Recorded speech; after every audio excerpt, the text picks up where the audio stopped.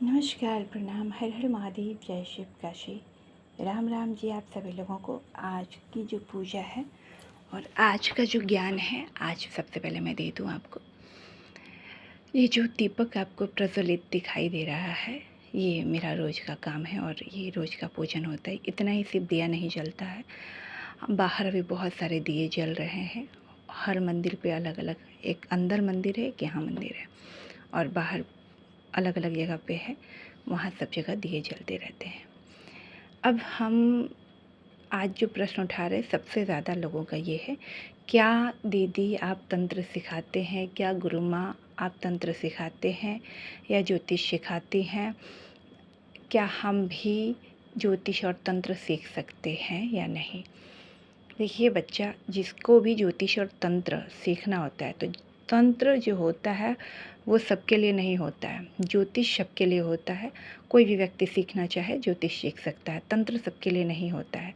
ऐसा मैं इसलिए कहूँगी क्योंकि तंत्र के जो नियम होते हैं वो बहुत कठिन होता है और सारे बच्चे नहीं कर सकते हैं।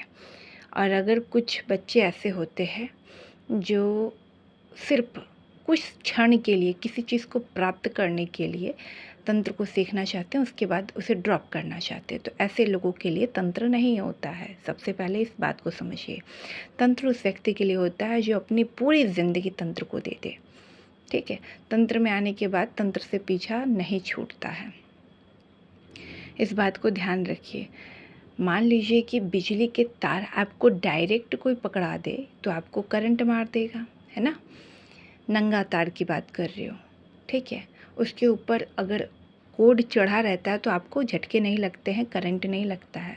इसी प्रकार से तंत्र जब कोई आपको सिखाता है तो शुरुआत से सिखाएगा, किसी एक चीज़ को नहीं सिखा सकता है।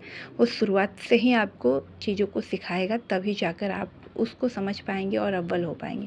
किसी चीज़ को बुलाना बहुत बड़ी बात नहीं है, उस चीज़ को कैसे मैनेज करना है, कैसे फिर भेजना है और कैसे ज़िंदगी में उससे अपना काम लेना है, ये ज़रूरी है। और कैसे फिर उनको मुक्ति भी देना है, ठीक है।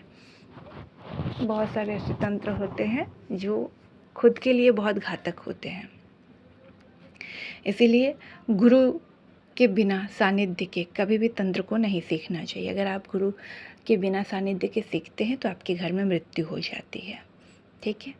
और एक प्रश्न आया था कि शमशान को कौन पूज सकता है, तो शमशान को वो व्यक्ति पूज सकता है या तांत्रिक साधिका हो या साधक हो, तो वो शमशान को पूजा कर सकता है जाकर, अन्यथा नहीं, क्योंकि वह भगवान शिव की भूमि होती है। और वो तंत्र, जितने भी प्रकार के तंत्र होते हैं वो सब शमशान में होते हैं। जितने नेगेटिव एनर्जी, जितने भी तरीके के होते हैं, सब शमशान में आपको, मैली कुचैली विद्या सब शमशान के अंदर होती है। इसीलिए शमशान को जागृत करके उनसे काम करवाया जाता है, ना कि ऐसे कोई गया और तुरंत 2 अगरबत्ती जलाया और हो गया काम, नहीं, उल्टा आप परेशान हो जाओगे। तो शमशान के पूजा के लिए नियम होता है जो आपको सीखना पड़ता है। अब हम बताएंगे कि सात्विक पूजा क्या होता है। सात्विक पूजा वो होता है जो आप घर के अंदर कर सकते हो, उसको सात्विक पूजा कहते हैं। तामसिक पूजा वो होता है जो आप, जिसमें मांस मदिरा का सेवन किया जाता है, ठीक है, वो सब तामसिक में आते हैं। और सात्विक में जैसे भोग, मिठाई का भोग हो गया, बतासा का, लौंग का भोग हो गया, सात्विक जितने भी फल हैं, मिठाइयाँ हैं, वो सब सात्विक पूजा वो घर में कर सकते हैं आराम से। तामसिक जितने भी करेंगे वो तंत्र में आते हैं, सब तामसिक भोग लगता है। और क्यों कुंडली दिखवाना या ऑरा चेक करवाना या हस्तरेखा चेक करवाना अनिवार्य होता है। इन 3 चीज़ ऐसा होता है जिससे कि ये कन्फर्म पता चलता है कौन से देवी देवता की आप पूजा आराधना करते हैं, तो आपको 110% मिल जाएगा उनकी रिज़ल्ट, उनकी सिद्धि, उनका साधना, उनका रिज़ल्ट आपको जल्दी मिलेगा। इसीलिए कुंडली, हस्तरेखा और ऑरा चेक करवाना अनिवार्य होता है किसी भी तंत्र विद्या को सीखने या ज्योतिष विद्या को सीखने के लिए। कोई व्यक्ति ऐसे ही मुंह उठा के आ जाए कि हमें सिखा दो और हमें ये सीखना है, तो ऐसे नहीं होता। अगर आपको कोई सिखा रहा है या बोल रहा है तो फिर आपके साथ मैं इतना मानती हूँ कि फिर वो धोखाधड़ी हो रहा है, क्योंकि जब तक आपके हस्तरेखा कुंडली ऑरा में ना निकले कि आप तंत्र सीख सकते हो या फिर आप किसी भी साधना को, सिद्धि को, देवी देवता को पूछ सकते हो, तब तक नहीं करना चाहिए। क्यों? आप उसके नियम को फॉलो नहीं करोगे, 2-4 दिन करोगे, उसके बाद छोड़ दोगे, फिर आप परेशान रहोगे, फिर यहाँ वहाँ भटकते रहोगे। कुछ सिद्धियाँ और साधना ऐसी होती हैं जो आपको अगर पूरा आप कंप्लीट नहीं करोगे तो आप तहस नहस हो जाएगा। और कुछ ऐसे तंत्र होते हैं जिसमें आप पागल हो सकते हो, आपका नर्वस सिस्टम ख़त्म हो सकता है, आपकी मौत तक हो सकती है। कुछ तंत्र ऐसे होते हैं। तो किसी भी चीज़ को हाथ लगाने से पहले 10 बार सोचो कि जितना आसान आपको दिख रहा है उतना आसान नहीं होता है।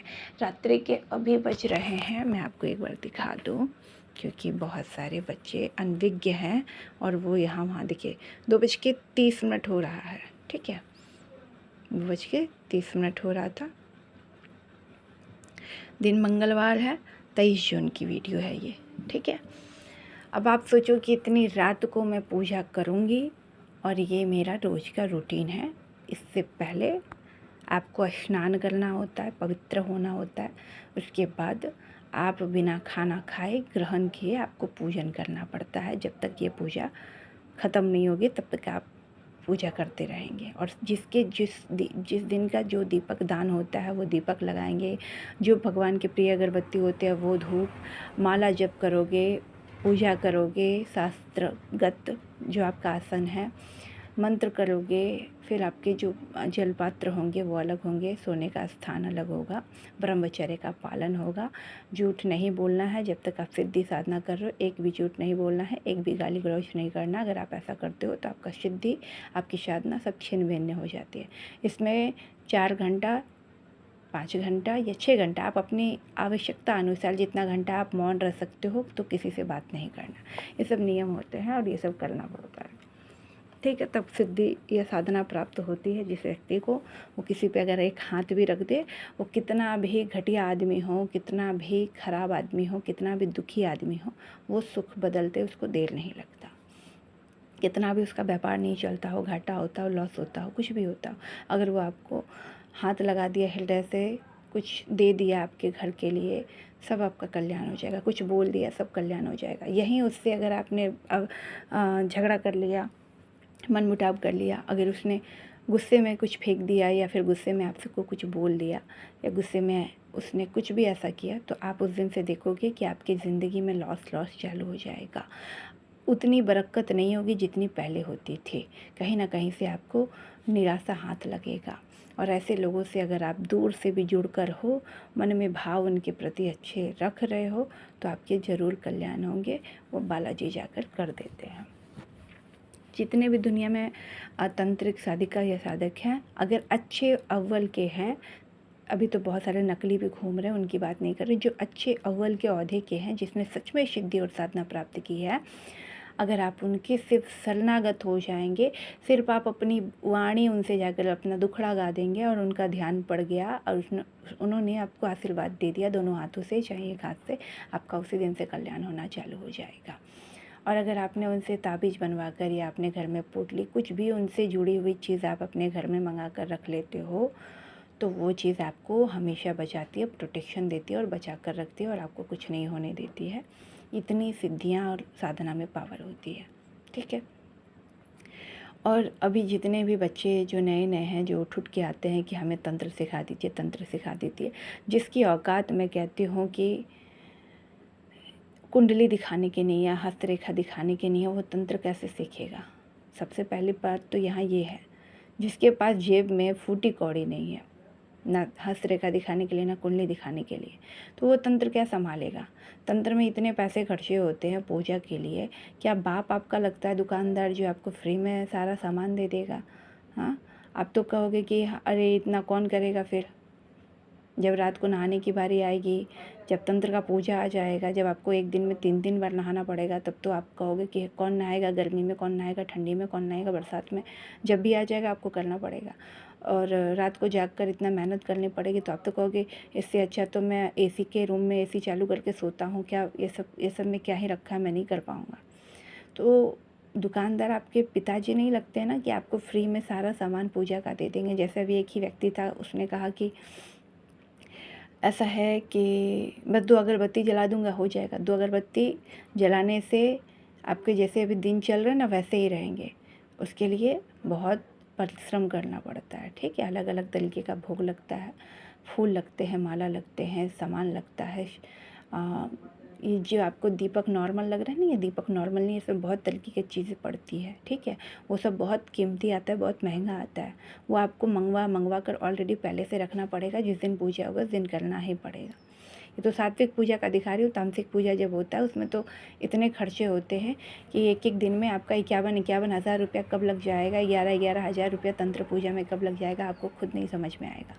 तो जो व्यक्ति के पास जेब में 50 रुपया नहीं है, 100 रुपया नहीं है, वो चलेंगे तंत्र पूजा करवाने और तंत्र सीखेंगे।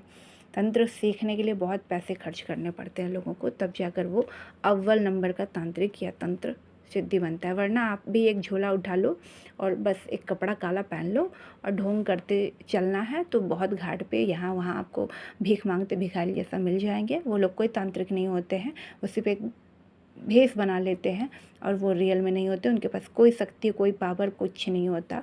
वो सिर्फ अपने आप को कहते हैं और वहीं पर लोग फंस कर रह जाते हैं।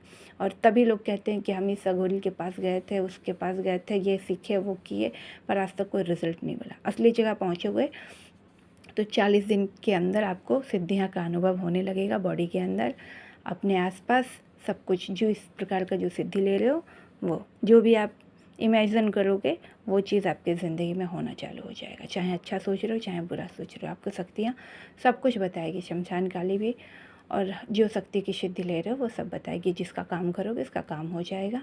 7 दिन, 11 दिन, 108 दिन इसके अंदर ही हो जाता है काम। लंबा काम रहेगा तो 108 दिन, उससे ज़्यादा लंबा काम रहेगा, काम के ऊपर डिपेंड करता है कि किस देवी देवता का पुरुष में आप पूजा कर रहे हो। चामुंडा का कर रहे हो, भैरव का कर रहे हो, काली का कर रहे हो, मावाराई का कर रहे हो, प्रत्यंगिरा का कर रहे हो, नरसिंह का कर रहे हो, हनुमान जी का कर रहे हो। जिस भी देवी देवता को आप पूजा करते हो उसके अलग अलग नियम होते हैं, अलग अलग विधि होती है और अलग अलग समय सारणी होता है। उतने ही दिन के अंदर हो जाएगा काम। होते ही सबसे पहले आपको पता चलेगा, उसके बाद वो व्यक्ति के मुंह से शक्तियाँ खुद उगलवा देगी। अगर सामने वाला झूठ भी बोल रहा है तो उसका काम उसी टाइम नष्ट हो जाएगा। फिर वो आपको बताएगा कि मेरा काम ये हुआ था और अब ये ख़राब हो गया, कैसे हुआ। वो खुद अपने मुंह से सच बताएगा अगर वो आपसे झूठ बोल रहा है तो। इतनी पावर होती है शक्तियाँ में। इसलिए कहती हूँ तंत्र को समझो पहले और तब तंत्र में आना। ये नहीं कि तुमने कोई वीडियो देखी और वहाँ से सुन लिया, देख लिया और समझ लो कि तंत्र बहुत मुश्किल काम है, सबकी बस की बात नहीं है। ये तो फिर वही बात हुआ कि आपको क्या कहते हैं, बिजली के तार के बारे में कोई नॉलेज नहीं है और आप खंबा पर चढ़ के बैठे हो कि लाओ मैं तार जोड़ देता हूँ, तो फिर आप वहीं चिपक के मर जाओगे, ऊपर से नीचे भी नहीं आ पाओगे। तो तंत्र वैसा ही है, झटका है। अगर एक गलती करोगे तो तंत्र में माफ़ी नहीं होती है, सीधे घर की में मौत हो जाएगी। या आपका हो या फिर आपके सदस्य का हो या आप पागल हो, कुछ भी हो, तंत्र का झटका ऐसा होता है। माफ़ी मांगने लायक भी नहीं छोड़ा जाता है। तंत्र की जब तक आप सेवा करोगे तब तक आप सुरक्षा कवच में हो और उसके लिए भी अलग अलग चीज़ों की सिद्धि लेनी पड़ती है। जिस भी देवी देवता की आप पूजा कर रहे हो इतने स्ट्रॉन्ग पावर में लेकर रखना है जिससे कि कोई भी शक्ति आपसे टकराने से पहले 10 बार सोचे कि हम किसे हाथ लगा रहे हैं। अगर आपकी बॉडी नहीं बंधा है, आपका घर नहीं बंधा है, आपका जहाँ पर जा रहे हो पूजा करने वो चीज़ नहीं बंधी है, तो वो तंत्र आपको भी परेशान कर सकता है। तो जो रूल है, नियम है, उस हिसाब से कोई सीखना चाहता है, करना चाहता है तो उसको सिखाया जाता है। और कोई भी व्यक्ति हो अगर ऐसे उठकर मुँह उठाकर आ रहा है तो उसके लिए साफ मैं मना कर रही हूँ, मेरे देवी देवता नहीं कह रहे हैं, ठीक है। पहली बात सुन लो, तंत्र उसके लिए है जो निष्ठा, भाव, प्रेम, समर्पण से करना चाहता हो और उसके पास अपना खुद का बजट हो कि वो उसको अगर मैंने पूजा विधि बता दी और करने के लिए कह दिया तो अपना पैसा लगाकर वो उनकी सेवा पूजा आजीवन कर सके। ये नहीं कि पता चले एक दिन किया और दूसरा दिन से वो गायब हो। तो जो गुरु सिखाता है सबसे ज़्यादा उस पर प्रभाव पड़ता है। इसीलिए किसी का पाप जीवन का भोगदंड हमें नहीं लेना है। साफ शब्दों में कहती हूँ, जिसके पास औकात है वही इन सब चीज़ों में जाओ, वरना जिसके पास औकात नहीं है वो मांग कर, कमा कर, इधर उधर से टहल कर खाओ, ठीक है। हर एक चीज़ में पैसा लगता है। अगर आपको लगता है कि तंत्र में पैसा नहीं लगता तो आप बेवकूफ़ हो। सबसे ज़्यादा पैसा तंत्र में लगता है। इसकी सेवा करनी पड़ती है जितने दिन का जिसके ऊपर तंत्र होता है। ठीक है, वो तो व्यक्ति आपका एक दिन में ठीक होकर चला जाएगा, लेकिन जितना पुराना तंत्र होगा उतना पुराना आपको उसका करना पड़ेगा। सबको राम राम। और मेरी बात किसी को भी बुरा नहीं लगनी चाहिए, क्योंकि मैं एकदम राइट